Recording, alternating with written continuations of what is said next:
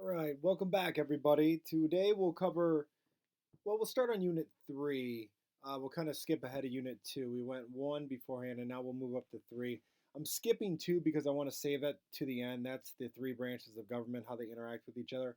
I think a large majority of your exam is going to be over that, so I want to do that last just to make sure that it's fresh in our minds for when we take the exam and go from there. Now, before we even start with this real quick with the civil rights, civil liberties, this would be the unit that has all of those wonderful court cases that you probably remember.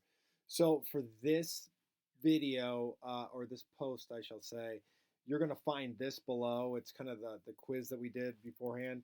And then I'm going to attach my personal notes that I took over the cases. So I apologize for all the kind of shorthanding and probably terrible writing and grammar mistakes, but they're there. But hey, listen, remember this. You're not going to have a FRQ question that has you compare court cases by any means. So you're not going to have to do that. Outside of the one that we did this past week, argumentative one, you're going to do an analysis one, which is basically you're going to get a scenario. You're going to have to explain how, the various different actors that are in the prompt would act and what powers they have and go on from there. And that's what our whole assignment is going to be this week. I'm going to post another FRQ on Google Classroom to keep practicing those skills and so on as well. So this will also be attached to. Now remember, this exam is open note and it's open book.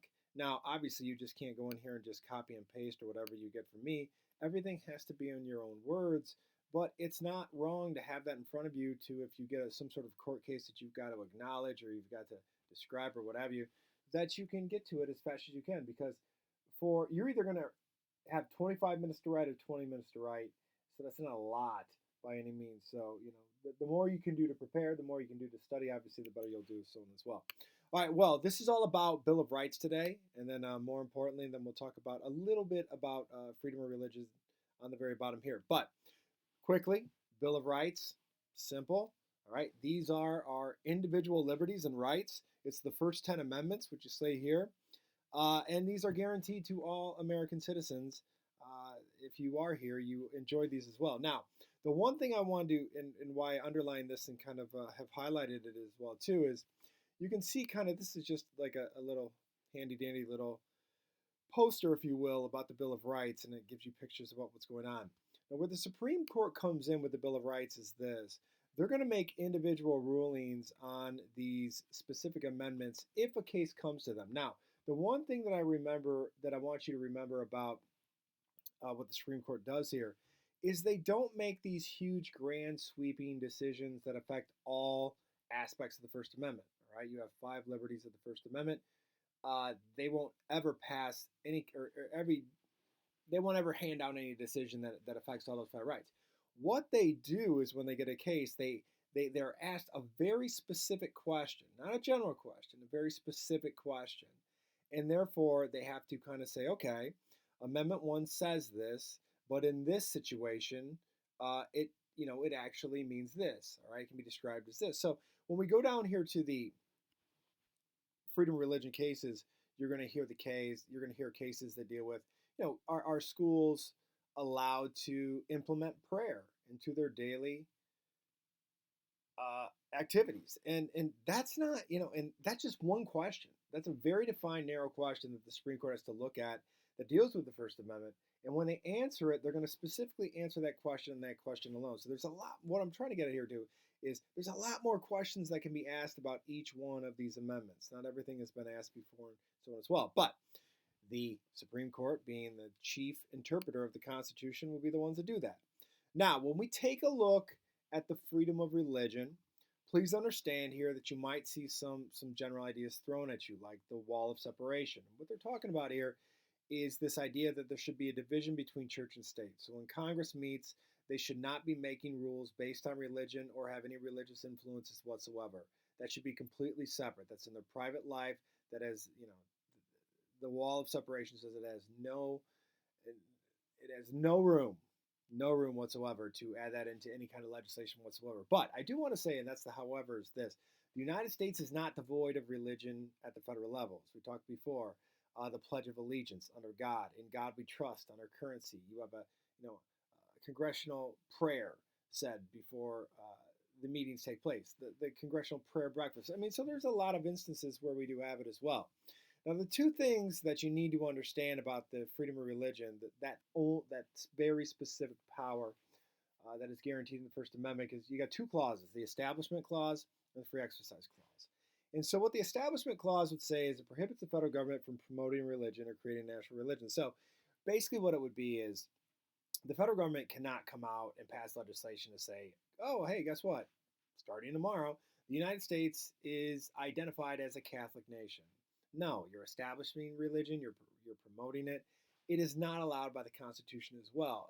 And you'll see in schools, they kind of take a hard line as far as like school implemented or school endorsed actions of religion. There's always been kind of a hard line with that as well. Now, I put the volunteer scenario down here because nobody, I mean, you can voluntarily pray whenever you want in school or in other public places. Nobody can stop you from doing that. You're doing that on your own volition, okay? But with the whole school thing, it felt mandated. The school is telling you to pray, put your head down, hands together, and pray. And so they've always been against that as well. Now, the Free Exercise Clause all deals about how you worship, your individual worshiping activities that you do to promote your faith or worship and so on as well. Now, with the First Amendment, it is always going to be looked upon by the federal government with this preferred position doctrine, which means this, that the federal government really, really believes in the First Amendment and they don't want to mess with it, okay? They don't want to get involved at all right? They will get involved if they have to, if there's a national security measure at hand, or if the United States safety is at hand or something, they will get involved. But other than that, they don't like to get involved. They'd rather you have the freedom to, believe in what you want and worship the way you want. But if they're going to get involved, it comes down to here for number 5. The freedom to believe is unlimited, all right? Believe in anything you want. That's not going to be taken away from you. But the freedom of practice is limited. You're going to find out that there's certain cases where the Supreme Court has stepped in and say, no, you can't do that based on religion. Few and far between, but there are some as well. So the freedom to believe is unlimited. The freedom to practice is not. Now, the two court cases that you're going to need to know for the freedom of religion, because a lot of this, when we go to the First Amendment, are going to be, the First Amendment through court cases, is Engel versus Vitale, that deals with school prayer, and Wisconsin versus Yoder, which discussed the Wisconsin Amish population pulling their kids out before high school and so on as well. So Engel versus Vitale is all about the Establishment Clause. It's about that schools establishing a prayer in the morning and having kids bow their heads and put their hands together. Now, the kids didn't have to say the prayer. It wasn't mandated like that. But the Supreme Court thought that it was the bowing of the head, the silence, the hands together, was promoting a religion, which isn't allowed. And so they therefore struck that down. So school prayer is not allowed. And I would say even moving forward, as far as school implemented prayer, like school mandating their prayer, the Supreme Court has always stepped in and said no on that. Now, as far as voluntarily praying, at school, yeah, by all means, go for it. Yeah, if you want to, feel free to. But what you can't have is the principal telling the senior class to show up on Thursday at 3:00 because they're gonna, say a prayer for the upcoming graduation, and everybody's mandated to be there. You can't. You're promoting religion that way. Now, with Wisconsin versus Yoder, what you had here is the Amish population pulling their kids out before high school because they felt that some things in high school were not in coordination with their religion, such as like the competition, some of the teachings in science class, and so on as well. So they always had that tradition of pulling their kids out. Well, it just so happened that Wisconsin had a state law that said you were mandated to go to school until, I believe it was either 16 or 18, but I'm going to cite 16, but I say that's probably going to be 18. But anyways, when this comes to the Supreme Court, this is what I was talking about beforehand. This isn't, Wisconsin versus Yoder is not some huge, grand, universal, sweeping decision that affects every single aspect that you could possibly think about a religion. No, it's asking one question. Can the Amish pull their kids from school before high school due to religious practices? And in this case, the Supreme Court said yes. Yes, they may be able to do that. That we respect that. That is their practice, their time-honored tradition. It's went back a ways, and we're going to continue that tradition, and it's what they want to do. So they've upheld that. They've upheld that as well. So once again, this is not asking some huge generalized question like, "Hey, can the Amish worship?" No, it's asking one specific question, and it's giving one specific answer. So there's a lot more questions. There's that can be posed to the Supreme Court regarding religion and practicing one's faith, and then more importantly, the Establishment Clause too. So that's what I want to get across. All right, so be on the lookout for Google Classroom. I am going to post an FRQ there. We do this upcoming Sunday night. Without further ado, I do miss you guys. I hope you're doing well. If you have any questions, concerns, or comments, always feel free to email me. I'll get right back to you. Okay, see you later.